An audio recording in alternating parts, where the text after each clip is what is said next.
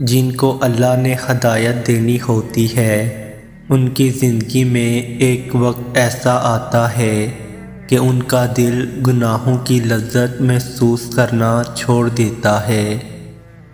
یہ اللہ کی طرف سے اشارہ ہوتا ہے کہ اب بس بہت ہو گیا، آ جاؤ میری طرف۔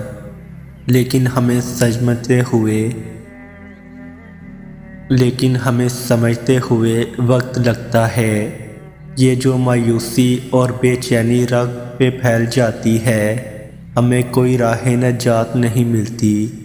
یہ اس کی طرف سے بلاوا ہوتا ہے۔ وہ اس شخص کے دل میں اپنی جستجو کی طلب پیدا کرتا ہے کہ وہ اسے کھوجے، اور پھر آہستہ آہستہ وہ شخص وہاں تک پہنچ جاتا ہے۔ تمہارا بے چین ہو جانا بے وجہ نہیں۔ اللہ جلد وہ خوشی نصیب کرے گا جس کے انتظار میں تم نے جائے نماز پر آنسو بہائے۔ کیا پتہ اللہ نے تمہاری من پسند چیز صرف آزمائش کے لیے تم سے دور کی ہو۔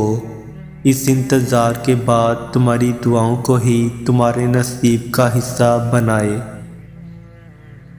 اللہ فرماتا ہے، اگر 7 سمندر کا پانی بھی دوزخ میں ڈال دیا جائے تو بھی دوزخ کی آگ کم نہیں ہوگی، جبکہ میرا بندہ جب میرے سامنے ہاتھ پھیلا کر روتا ہے تو اس کی آنکھ سے نکلنے والا ایک آنسو کا قطرہ اگر دوزخ میں ڈال دیا جائے تو دوزخ کی آگ ختم ہو جائے گی۔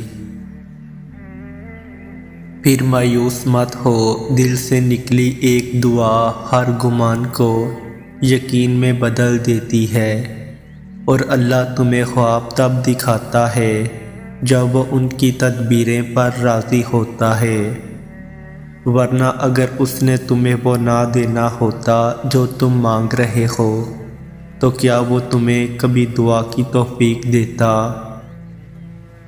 اللہ کو چھوڑو گے تو کوئی چیز ہاتھ نہیں آئے گی۔